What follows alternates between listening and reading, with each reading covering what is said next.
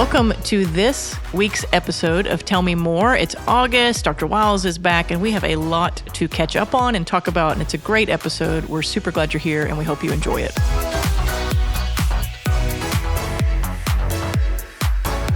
Well, we are back in the saddle with Tell Me More. Does it feel right? In the saddle again. Dr. Wiles is back. Does it feel just right? It is right. It feels All is right just in the world. right. We're all in our right just seat. right. You preached. We're going to talk about it. It feels All is right really with good. the world. The planets have aligned, right? I mean, maybe. I'm not an astronomer or an astrologer. Definitely not an astrologer. Okay, good. I hope not. No, in fact, we watch Celebrity Jeopardy sometimes when my sister-in-law's in town. That's extra information. The whole point is one of the categories was astrology, or really just sign, like what's your sign? And I was like, turns out I know zero of them. I know mine, but even others in December aren't mine. I know from like, Chinese restaurants it's I'm year of the horse, but I think that's a different thing. Yeah, no, the year of the is different than the. I'm a Sagittarius, but other people born in December are not. I think it's the. is that right? I think it must be It just the sounds like too much work. equinox or whatever. Yes, I'm a Virgo. Are you? See, that's all I know though. Yeah.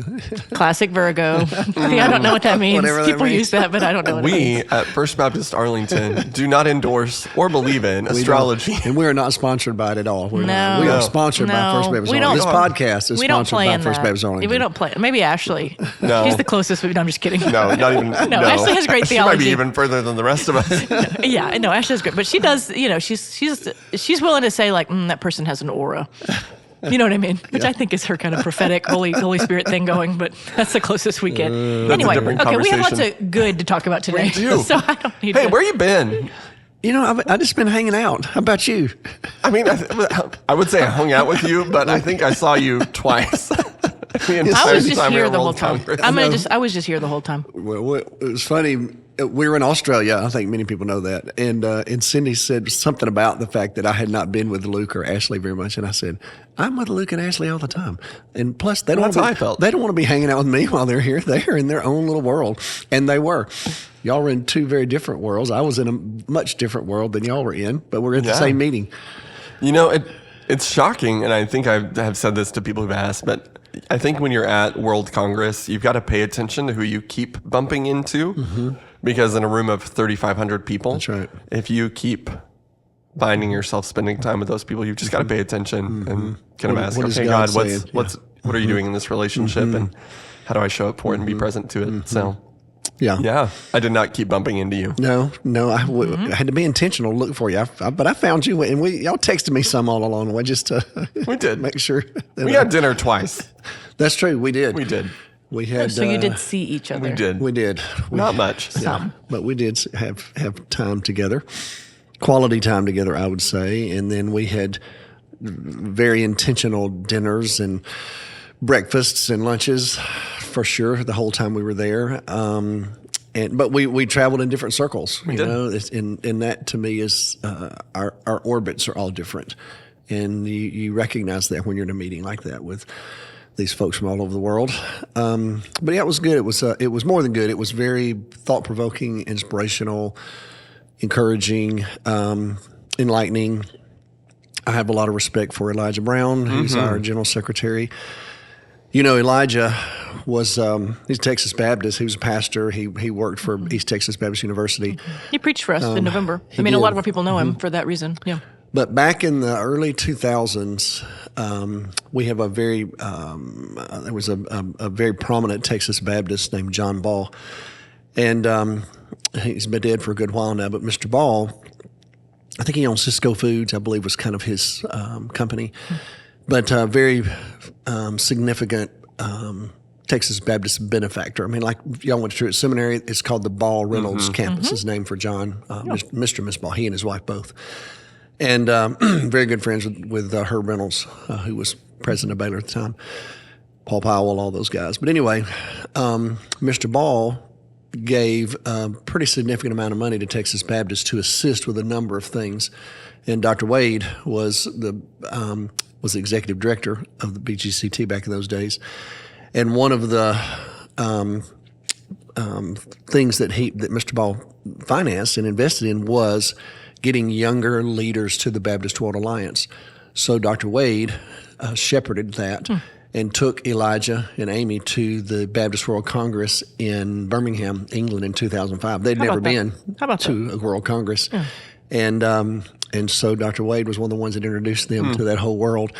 And now Elijah's the general secretary. We will of it, never know the extent of what Dr. Wade has done. Yes, the quiet impact of right. Dr. I mean, there's out loud impact, and we've seen some of that. That's but right, of there's a course. lot of Anyway, this was a pretty cool touch I could for have our taken this church. podcast on that direction too. But once again, let's talk about. Yeah, So- I mean, we just appreciate him. If I can ask, I'll ask 2 questions about your experience at World Congress. What do you think God is impressing upon you? We'll start there. From your time at World Congress, what's God impressing on you? Big question to start with. Ba-boom. Yeah. Well, Let's you know, go. But I've thought about it, though. we're 6 minutes in, so Quit wasting time. Let's go. Well, I would say it's me realizing and recognizing the value of being connected to this global Baptist family and the really global Christian family in an intentional way so that we might accomplish some things together that we can't do on our own. So, for example, trying to get copies of the Scripture, at least portions of it, in ways that are effective and meaningful. As we've talked about before, not every culture is a literate culture, so there's a lot of accommodations for that with cultures that depend on orality, and so the Baptist World Alliance is right in the middle of that. There's also a lot of suffering and persecution and just religious intolerance in the world. And the Baptist World Alliance deals in channels, official channels of addressing those concerns, not just on behalf of Baptists, but just on behalf of humanity in a way that I think is more intentional and comprehensive than anyone else that I know of, at least from our world. Also, the aid that the Baptist World Alliance provides for places that are just hit by traumatic experiences like war and the incredible desolation that comes with those kinds of things. And they do it through their Baptist networks, and so you got pastors and churches that are administering the aid. And they also now have connected all of our Baptist mission societies and entities, that from across the world, and connected them to this larger movement that Rick Warren is overseeing, the Finishing the Task. And that's just to get the gospel to the world, and also to deploy people in your churches in an effort to be much more invested in what it means to be sent as an individual. And so it just kind of reignited in me the desire to be more personally and practically involved in those efforts through the Baptist World Alliance, which is a trusted entity for us. And it connects you to a diversity of people, unlike anything else that we're a part of in the Baptist family outside of Texas. So I came away much more committed, to the Baptist World Alliance than I've been in many, many years. I was committed to the BWA many years ago when I was in Alabama at First Baptist Huntsville. We haven't had a close connection since I've been here. When I came here, the church leaders in the church asked me to not get too heavily involved beyond our church in the early years of my life here, and so there were a number of things that I that diminished a little bit in me that were alive in me before I came, if that makes sense. And so I set some of that aside because I felt like I needed to really focus on shepherding this church and getting us into the position where I thought we needed to be. So I went to the Baptist World Alliance meeting in Honolulu. I think it was 2010. I can't remember the World Congress. I didn't go to the one in Birmingham in 2005, Birmingham, England, by the way. But then I, just a lot of other things were happening. We were launching Restore Hope, GCPN, a lot of other missional connections that we were very much involved in, and I was personally involved in. And so I kind of backed away some from the BWA. But the earth has shifted a little bit, and our context has changed quite a bit. And so for me, what I felt like God was impressing me on was for our church to find our way into the Baptist World Alliance in some very personal and practical ways. And some of that obviously is your involvement, Ashley's involvement, Cindy's involvement. We just had more attendance. I mean, that's a very small way to measure it, but just our church. Yes. You said we had 10 people, and you named them. I mean, that's true, but I don't remember that ever happening either. No, it's not. Not since I've been here. That's significant too. And then on top of that, my conversations while I was there with Julio Guarneri, who's our executive director for the BGCT, Texas Baptists, have made some strides with the Baptist World Alliance. And then I don't want to say that I helped broker this. That would be too strong of a language. But in the kingdom of God runs on relational rails, to quote Dr. Todd Still. And so, so what did you humbly broker? Well, when I was on the board at Baylor, one of my concerns is to make sure that an institution like Baylor stays connected to the kind of an expressive, intentional Christian family. And since we no longer technically, Texas Baptists don't technically own Baylor University anymore, if you could ever really put it quite that way. But other academic institutions in the Texas Baptist orbit, the BGCT elects every single trustee or every single region, if that makes sense. And so you have this very profound connection, sense of ownership. Well, Baylor has changed that. Others have as well, not just Baylor. But anyway, so there's a little more freedom there for Baylor to not be known as just a BGCT entity. We're involved with a lot of other Christian brothers and sisters. So on the Board of Regents, not everybody on the Board of Regents at Baylor is a Baptist. The overwhelming majority are, and it's required actually by the vote of the board that they are. But one of my hopes was that we stayed connected and intentionally connected to an expressively Baptist entity.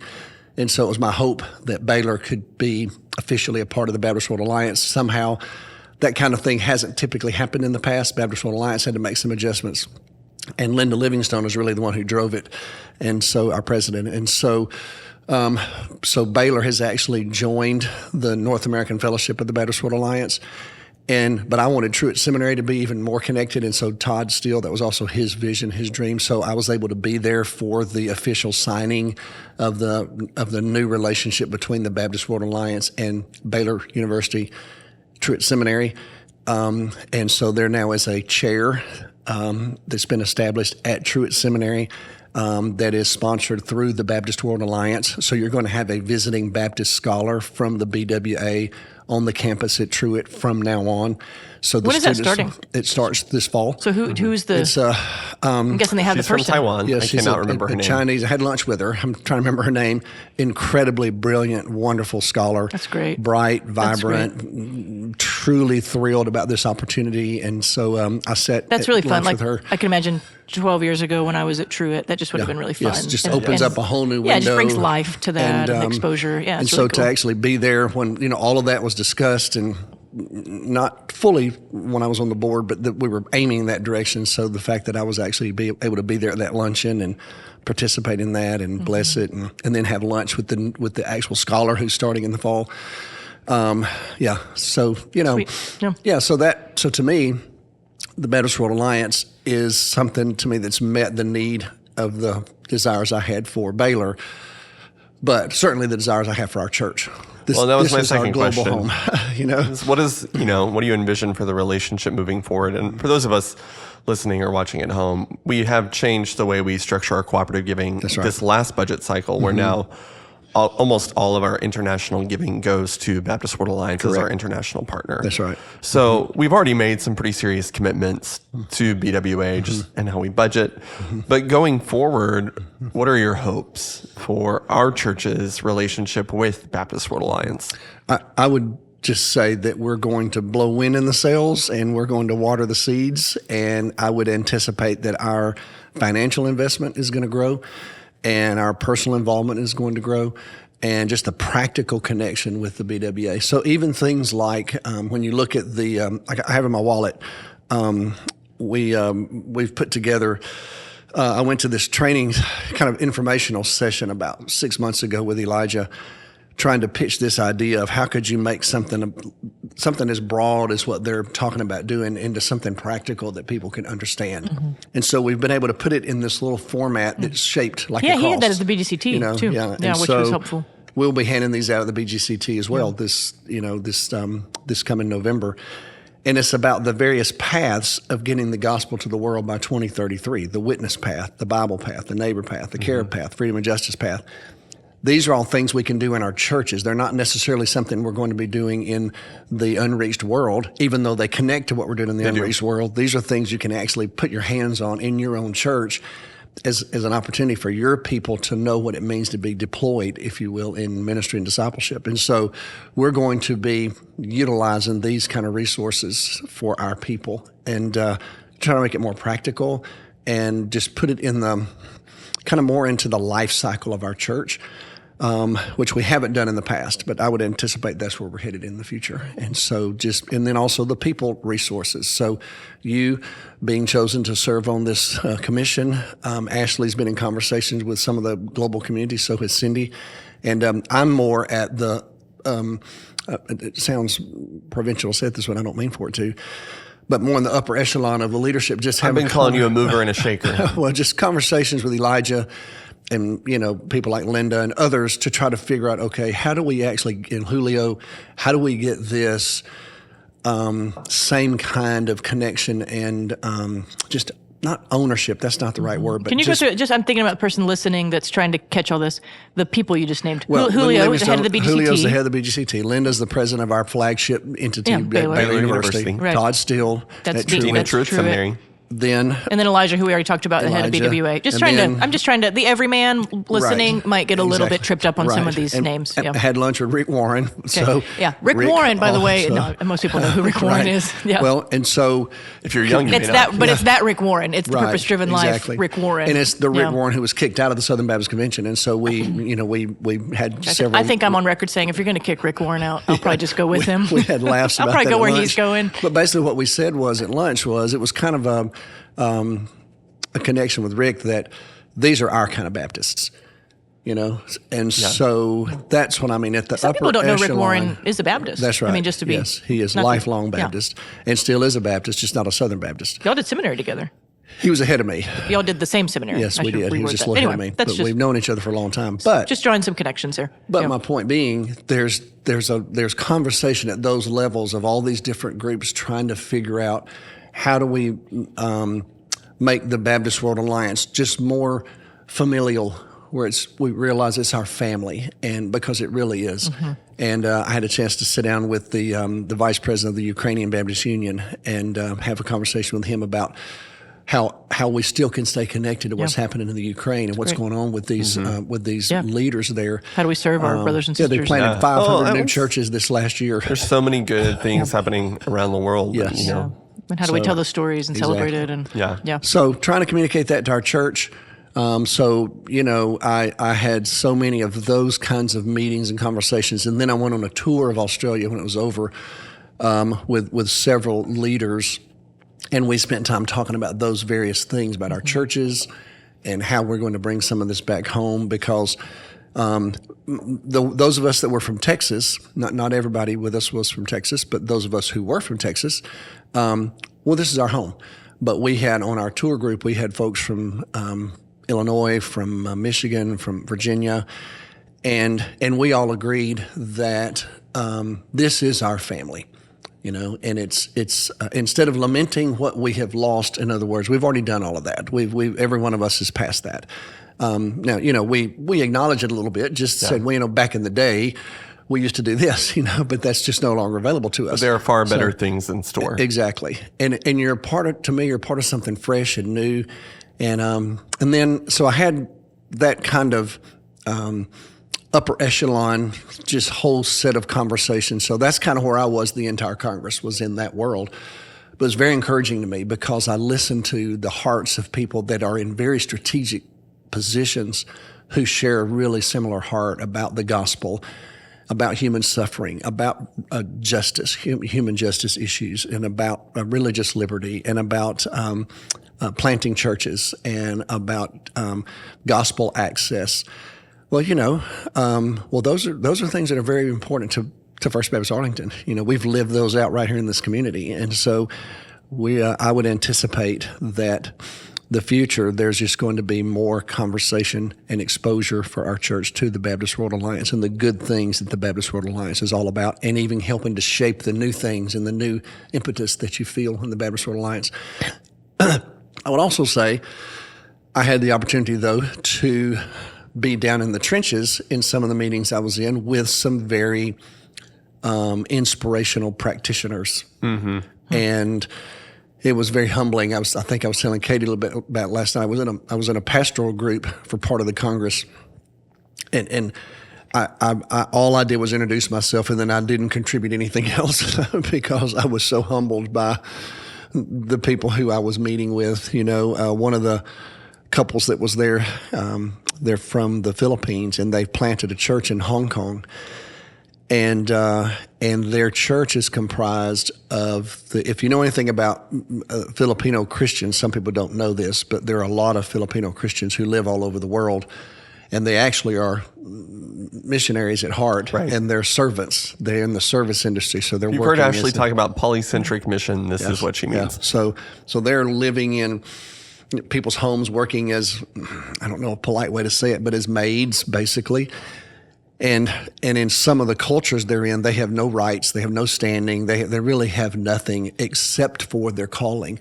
So this husband and wife moved from their church, where they were very well respected, held in esteem. Exactly. Yeah. And they've moved to Hong Kong, where they are some not. prejudice. Exactly. Right. And the only people in their church are all these women servants.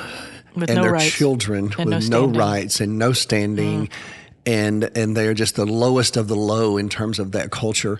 And this couple just feels called to serve them, and they started telling us some of these stories, and then he kind of looked at several of us, who are a little older and in more established settings, and said, "What do you think about this?" wanted your advice. And I was like, I have nothing No criticisms to contribute. I'm just sitting here in awe of you is basically what I'm doing. Yeah. And then right next to him was a Nigerian pastor who's living in the persecuted part of Nigeria. And then we had the head of the Nigerian pastors organization in the entire nation of Nigeria. And he's got, I don't even know how many thousands of pastors that are working with him. And he started sharing his vision of what they're trying to accomplish. Yeah. And once again, he looked at us and said, "So what do you, as Westerners, what do you think about this?" I said, "I think absolutely nothing." I have nothing to add here. Absolutely. Just keep talking while I'm taking notes. Okay. Yeah. And so that was also a really refreshing. Yeah. It's been a while since I've walked away from a meeting proud to be a Baptist. Luke has I mentioned think that I as said well. that a couple weeks ago. Yep, Yeah. you did. That meeting there, I walked away from it and said, "Yeah, I'm one of those." So I that's a almost great want to thing. start putting that in our publications. We're a Baptist World Alliance kind of Baptist, and that and give you and maybe challenge you to look that up a little bit on your own, try to figure out what that means, because that I love being a Texas Baptist and I love being a Baptist World Alliance Baptist. Because my campaign is mostly just stop talking about Baptists. I know it. Because I just live here and stay here. Yeah. Yeah. And it's mostly embarrassing, the headlines. And we just don't want to be associated. So it was I think very they encouraging. hurt our witness. I would just say You it's don't have to be embarrassed on a global scale. at all. You should be proud. Yeah, you look at these videos of these massive number of refugees leaving the Ukraine, getting off these trains there in Hungary, and these huge signs that soldiers are holding saying, "Go to the Baptist aid station. Yeah. They will help you." This is where the help is. Yes, and I was thinking, way to go, way to go, Baptist. And my church, our church, gave about $150,000 to that very effort right there in Hungary Yeah. to We need to tell help that Ukrainian story. refugees We need to tell that story more. find a way to hope and healing and get a life where they're still now living that life. And our church got them to where they're living in safety right now. And Igor Bandura thanked me personally at this meeting, from the Ukraine. Again, That's a the president reminder. or vice It's the president? vice president. Just thank you. We're still in the throes of all this. And so, yeah, I loved all that. So, yeah, I came back inspired and encouraged. Then we did go on a tour, but the tour that we did was with some of our just really, really good friends and fellow ministers. Jim Bauckham is the vice chair of the Ascent Council. He's the pastor at Falls Columbia. Church. Yeah, Columbia Baptist in Falls Church. And so he and his wife were on this group with us. So we had a lot of Ascent conversations. That was part of our meeting with Rick Warren. Rick has signed on to Ascent, and Ascent now is a part of the. Yeah, lest you forget, we are. Yeah, the Ascent is a big part of who we When are I'm as well. talking to new members about our denominational connections, what I tell them is we're a BGCT church. And we're part of a multi-denominational network for mission in North America, and we're a Baptist World Alliance church. That's right. And that is who we are, and will only increasingly be. And then Todd Steele he and Carolyn were on the trip with us. Well, Todd's also on the council for Ascent. Sure. Cindy's on the council for Ascent. Bruce there were a lot Webb, of Ascent people. Yes, Bruce BWA. Webb and Nancy were there. Bruce's church is heavily involved with Ascent, BGCT. Stephen and Beverly Stuckey were there with us. So both of whom are also serving on commissions. Exactly. So we had a great time. Yeah. So yeah, and then the tour of Australia. Australia, dude, come on, man, it's amazing. Oh my goodness, it's amazing. It really is. And you didn't want to go. I did not want to go. I wanted to go to the Congress, go home, and I'm so glad that I did it all. It was really, really an incredible experience, and so yeah, and it took up a good part of my study leave. The good news is, you're, as you know, Luke, by experiencing it, when you get there, you're so off from here, you can't. It's a 15-hour difference. Yeah, you just can't even think about here. It's weird because I kept saying, "What? I get my phone. What time is it?" You're there? a world away. When does the British Open start? And they don't care. The Australians, they just don't care. Mm-hmm. They've figured out. I guess it's because they're so off. They just live on their island. Just do their thing. That's all they do. Yeah. So they don't care about. It's so far from everything. Yes, it's crazy. And I found it quite refreshing. Yeah, I kind of like it. They've just made their own life, and so which is pretty cool. But I thought it was great to disconnect in a lot of ways, and we did a lot of fun stuff. Did a lot of hiking, went in the rainforests, and went up in the Aboriginal communities. Things that I've never thought about, never seen. I even addressed one of my. I was joking about one of my big fears because I'm afraid of heights. And you went up on the sky deck. I went on the sky deck in Brisbane, walked around. You're also afraid of open waters. Yeah, I'm just not a big boat guy. It's not my favorite thing. And I went on a sailboat for 2 hours out in the middle of the ocean. So much personal growth for you. That's on right. this trip. Rode a cable car 3 times to the top of this Aboriginal community that lived on the top of this mountain. And so, yeah, trust me, they made so much fun of me. Good. But somehow I got there. I made it, and but just had a great time. So, but then I've had a chance to spend a lot of time reflecting and praying and thinking about our future. Yeah, and so this that is was a good, really good. I think, point to pivot. Yeah. Because you two are heading to San Antonio-ish. Yeah, Bernie. Tomorrow. It's actually in Bernie. To talk about flourishing. We are. And what's coming Straight next. So We don't know. we talked about where we've been. Where are we going? That's right. Here's what I know about. I've been texting with them this morning, and so Have you? they're getting ready for us. Are they going to have lunch with us? Dinner with us tomorrow night? I invited them. They haven't given me an answer. Yeah, okay. I'll ask Yeah, officially. if you've got the lifeline to them. So your dinner plans are fascinating, but I was thinking about Mexican. Yeah, that's I'm just awesome. kidding. Yeah, I don't think there's here's- any. They don't have Mexican food in the San Antonio area, do they? Stop. I've never had any there. they did have it in Australia, but I was very skeptical of it. I wouldn't eat it. Okay, here's what I know about the flourishing thing, and we'll know a lot more after Wednesday morning, is, as y'all know, we've been doing the flourishing, and at the same time as that we discovered it, later we discovered that Kate Long is doing this project called Flourishing in the Church. That's right. And that's what we're most interested in. But honestly, it's just gotten fully funded. It's fully gotten all the staff and traction, just over the summer. And so they're getting these pilot churches together, mostly San Antonio area, which is why we're going down there. We didn't even get on the Texas ground floor. corridor. We got in while they were pouring the foundation. Yeah, We did not know a year ago when Dr. Wiles came back and said, I want to do flourishing, and we kind of started running with it, that over here, so if that's my left hand, my right hand, they were creating flourishing in the church. We just didn't know. We didn't know what it was. And yeah. we are now converging and said, well, we saw that even with having Kate here, but we didn't even know when we had Kate here all that was brewing, just to be transparent. We had no idea. So they've gotten kind of their, not act together, that sounds negative, but they literally are just now getting organized in the way that we can be a part of it. And so they have more, the survey that we're all very familiar with, the 12-question survey, they have 25 more questions, but we haven't seen them yet. We get to see them on Wednesday.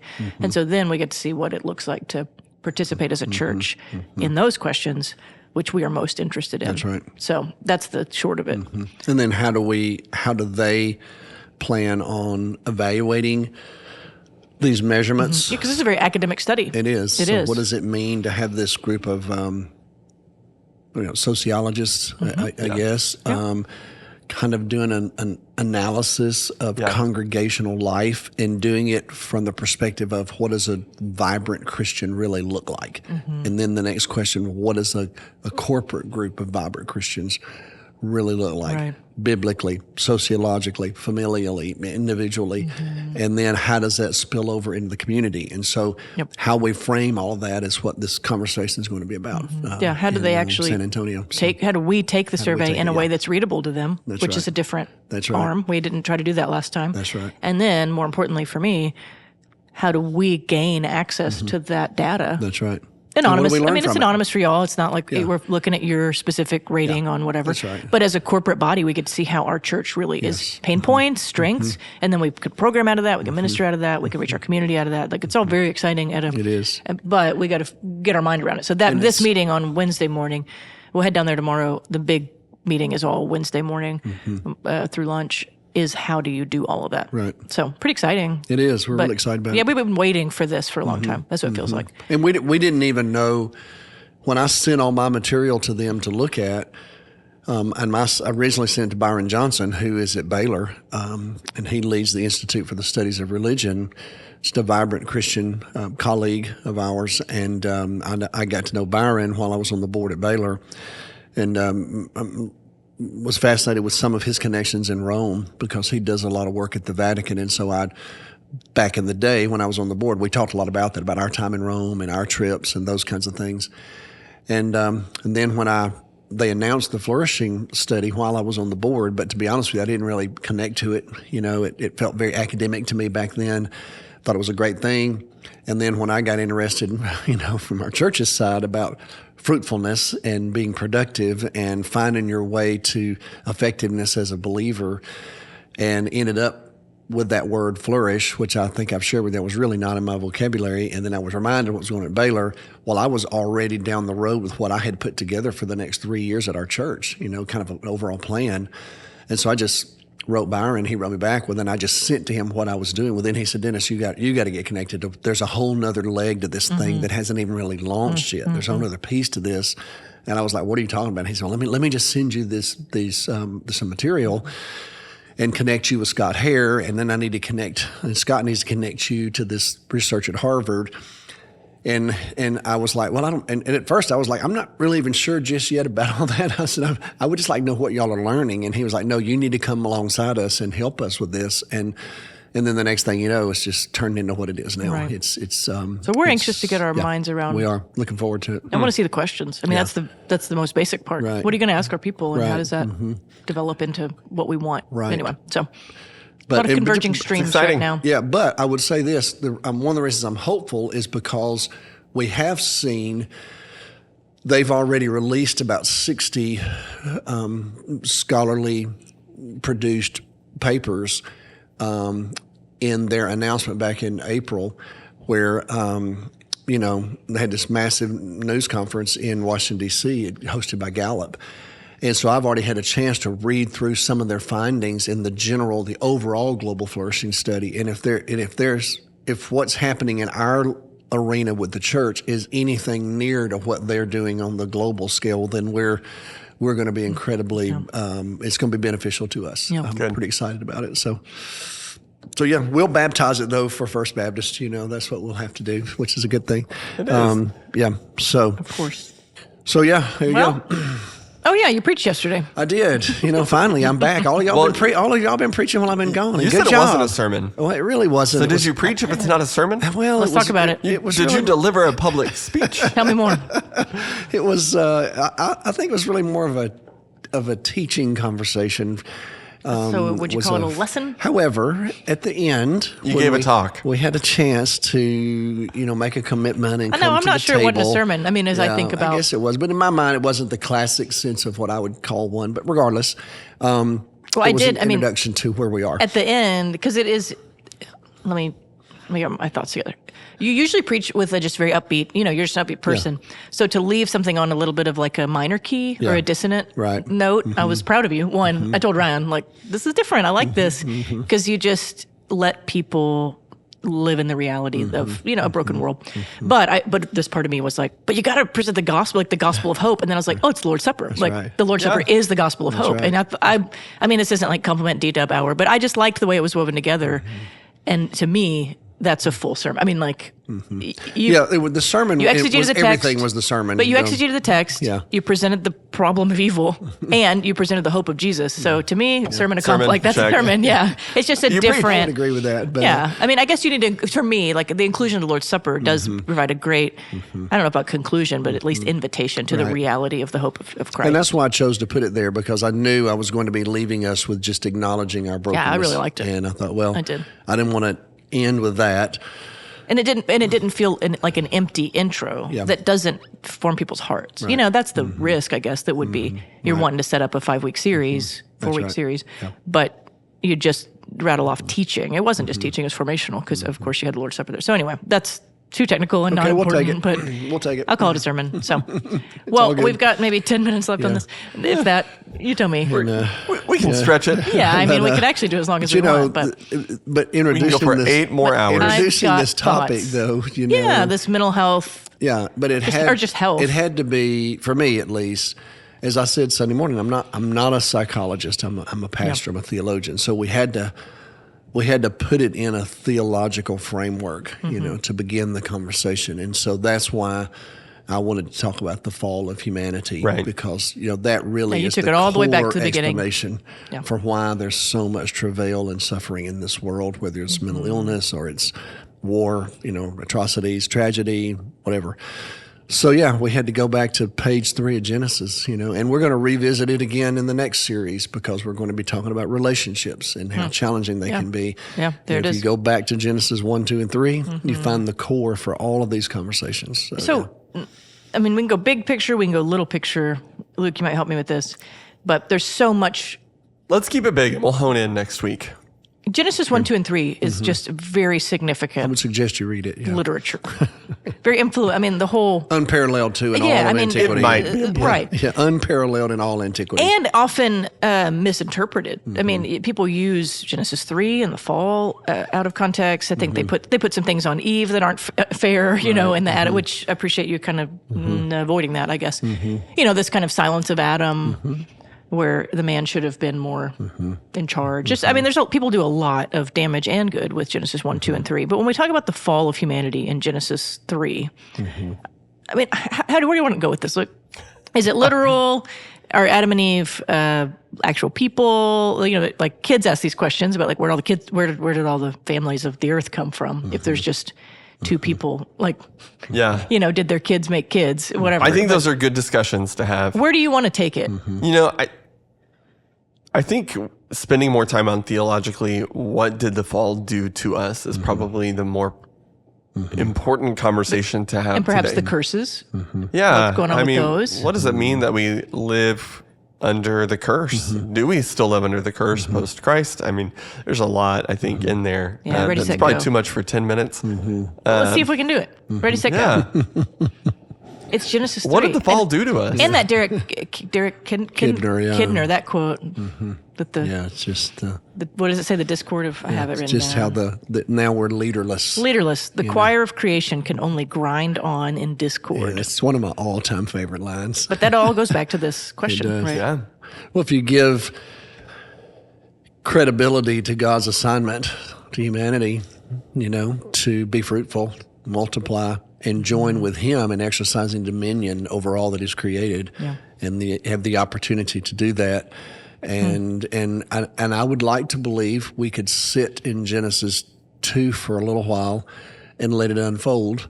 I don't think the next morning Genesis 3 happened. I think there was some time for them to be somehow living into the fullness of all this, and what does it really mean, experiencing the life and the beauty and the joy isn't that lovely? Of it all. Let's just think about that. And even the way it's worded in Genesis 3, God comes walking through the garden in the cool of the day. Obviously, this anthropomorphic kind of expression, so we can understand Him. But it sounds like this is just kind of their routine. So this has been going on for a while, and there's this incredible fellowship and community between this human family and their Creator and the creation and their purpose, and then it's like everything gets affected, everything gets distorted. Everything in this one moment, that one verse. And that's why I wanted to go back to it. It was so succinct. People accuse the British of being succinct sometimes in the way they say things, which I think is true. Well, Moses, if we give Moses credit for being the principal author, well, he's pretty good at that too. She saw, she took, she ate, she gave, he ate, and that was it. And the world went to the world junk. changed, Yeah. just those few little verbs, and then, wow, and their eyes are now opened, and they have this instinct to cover. Well, I think that's appropriate. When you're sinful and you've broken something, well, there's this sense of, okay, I need to cover this up. I need to do something. And this idea that maybe fig leaves were okay for the Garden of Eden, but now they're not going to live in the Garden of Eden. They're going to live out in the wild now. Yeah. And so now they got to have something better than fig leaves. So there's at least some grace there. Yeah. God provides for them. Well, what a beautiful moment that the transcendent God does something just so eminently close and human. Yes. And Yes. there's a chapter in a really great book on missions contextualization, but it's called When God Became a Tailor. Yeah. And you think about what, but then the sacrifice that had to happen. Yeah. Right, think it through. So now all of a Death. sudden we Right. got blood being spilled in the Garden of Eden because of us. Yeah. I mean, there's so much there. Death enters the world, which I think Yeah. there's a way to view that as curse, Yeah. which it is a curse, but man, then the the flip judgment. side of that is, can you imagine a world of immortal sinners? Right. Yes. I mean, one of the best things about wicked people is they die. That's right. So God had to banish. Now you have to be banished. And Get it the out. only time the tree of life will be available to you is after ultimate redemption. Yes. So there's a whole lot of theology there of what's got to happen in order for the tree of life to reappear and us be kind of allowed back in to paradise, and Which go it's, read the end of Revelation, Yeah, that's where it comes together. because it comes you know? together there. That's the theology of Revelation. You've got Once to read again, those two just a books hand reminder in that the hand. Bible is a terrific piece of literature. It's just unparalleled. It's more than that, but it's also that. I mean, you look at some of the ancient accounts of creation; they're brief, they're violent. They're very violent. and they're just very interesting. Yeah. Genesis is this massive document that begins with nothing, and ends with a nation and a purpose and a mission and a God who's imminent. And so, Genesis is just an unparalleled piece of literature. It's fascinating to me that the Jewish theologians in the Old Testament rarely even allude to this story. They don't make much of this story, which is What do you quite think about that? fascinating. It's somewhat glaring in its absence, in terms of what was lost there. And when you read the theologians in the Old Testament, to me the sense is the access to God. It's this being distanced from God. That seems to be their take on the fall, even though they don't always spell that out necessarily. But that's the reference. That's the longing in the life of Israel. That's what's broken for them. They've lost their connection to God, and you just read that in the Psalms. You read that in some of the prophets. They long to be with Him, and the land represents that to them, that they can be in their land. So this is where their God is, and that they can have their city. Where they can be connected to Him, and they've lost all of that, Whereas when you get to the New Testament, the connection is much more profound in a New Testament theologian's especially for eyes. John. Yeah, so you can see this is what really happened, and so creation, is marred, even though the heavens declare the glory of God. The Bible says. The Bible also says creation's groaning for its day of redemption. It's been subjected to something, not of its own will, is what Paul says. And so these choices that these human beings made have just totally affected everything. And you see it played out very quickly. There's shame, and there's blame, and there's separation, and there's questioning, and there's uncertainty, and there's banishment, and there's judgment. I do believe we still live under the curse. The curse to me is a general thing that God just said, okay, this ground that I gave you, okay, basically now let's just see how well you do with it. Let's see how it responds to you. You're going to labor now, and you're going to toil, and this is going to be very difficult for you. And to the woman, okay, now you're going to bring forth life. You are, but you're going to do it in a very painful way, and it's going to have to be done in concert with another human being that is going to be troublesome to you in this relationship. Your desire, your hope is going to be for him.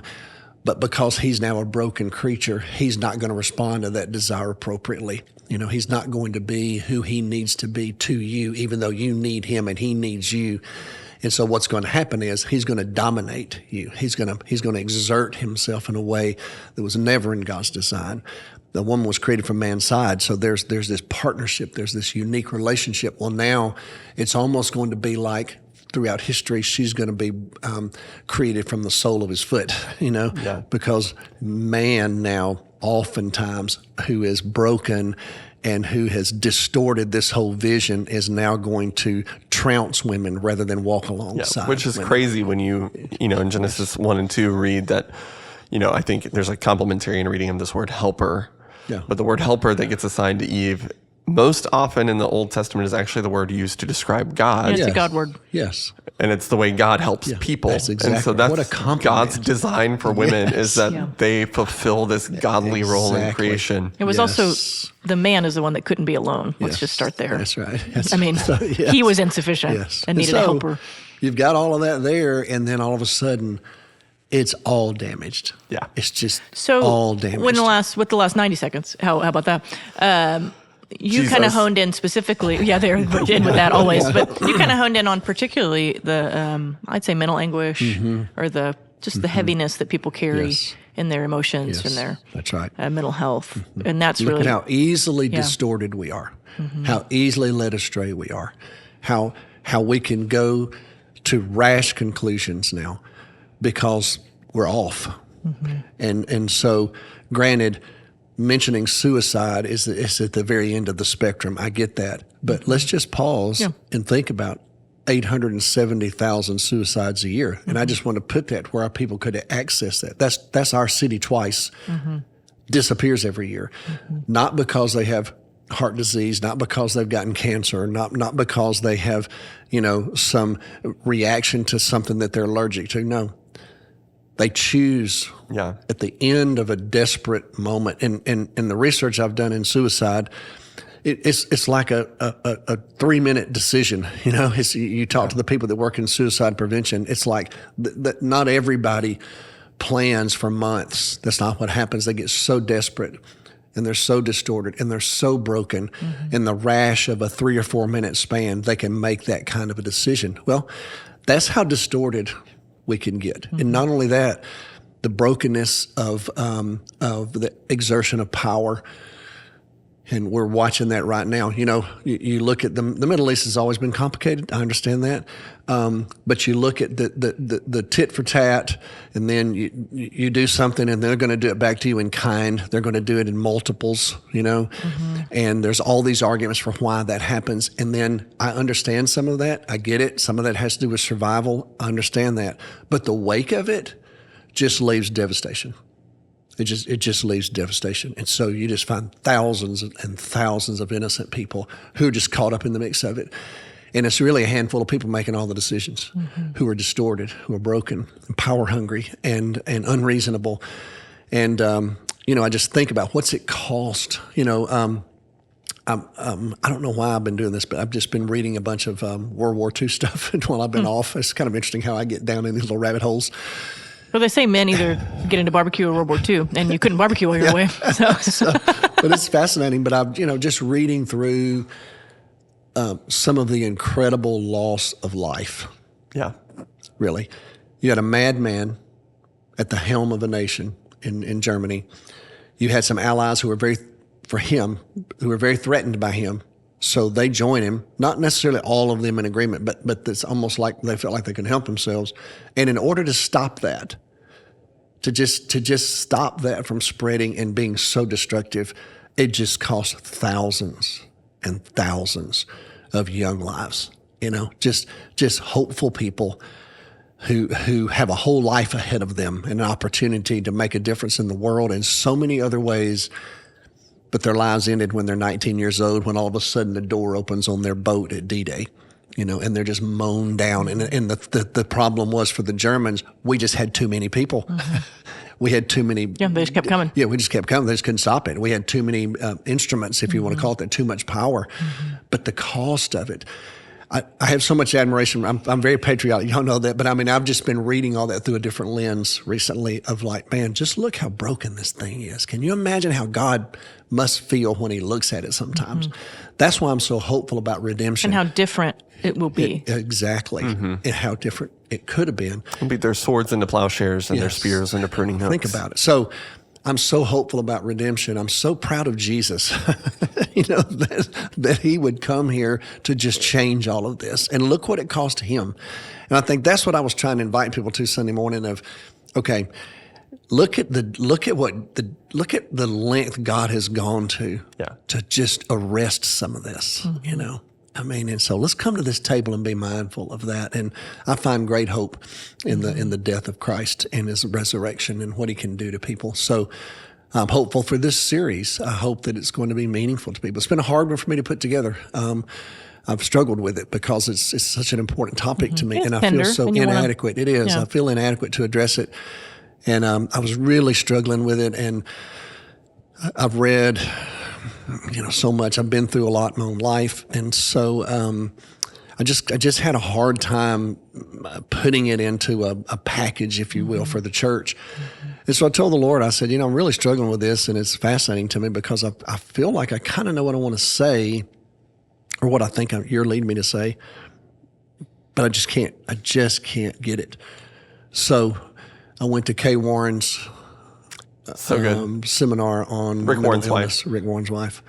And while I was sitting there listening to her, her husband. Yeah, when I was sitting there, I'd been to Rick's Bible study that day, and I listened to what Kay had to say, and I was sitting in there literally with her, and I just got out a piece of paper, and I thought, okay. Which, for those who don't know, the Warrens lost one of their sons to suicide. That's right, their son Matthew. And they share that story, yeah.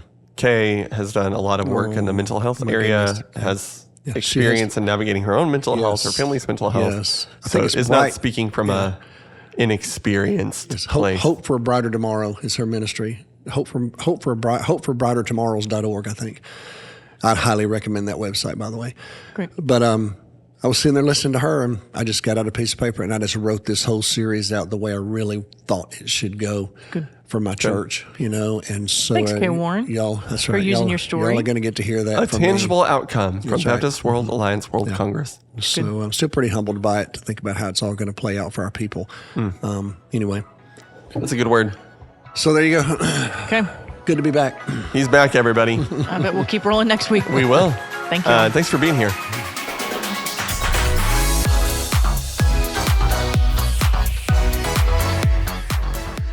Thanks for listening to the Tell Me More podcast today. You can subscribe to this podcast on your app of choice, or you can visit us at fbca.org to find out more information about the podcast and our church.